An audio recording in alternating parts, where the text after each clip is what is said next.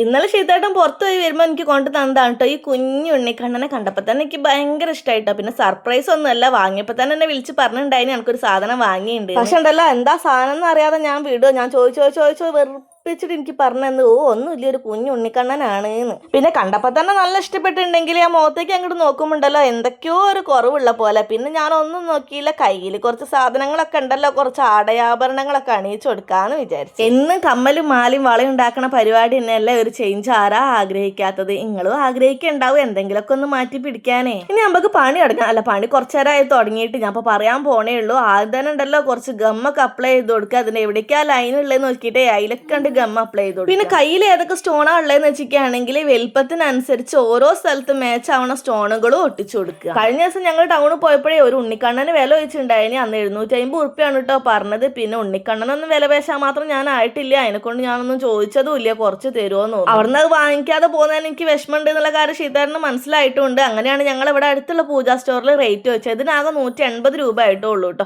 പിന്നെ ഇതുപോലെ sequence work ഒന്നും ഇല്ലാത്തതിനെ കൊണ്ടായിരിക്കും റേറ്റ് കുറവ്. പിന്നെ കുറെ പേര് ചോദിച്ചിട്ടുണ്ടായിന് വിഷു ഒക്കെ ആവാനായില്ലേ, വിഷു റിലേറ്റഡ് ആയിട്ട് എന്തെങ്കിലുമൊക്കെ ചെയ്തുകൂടെന്ന്. അപ്പൊ ഇതെങ്ങനെ ഉണ്ട്, ഇഷ്ടപ്പെട്ടോ? അല്ല, നിങ്ങൾ ഉദ്ദേശിച്ച കമ്മലാണെന്നൊക്കെ എനിക്ക് മനസ്സിലായിക്കണേ, എന്നാലും വേണ്ടിയില്ല, അത് വിഷു റിലേറ്റഡ് തന്നെയല്ലേ. ഉണ്ണിക്കണ്ണല്ലാണ്ട് എന്ത് വിഷു?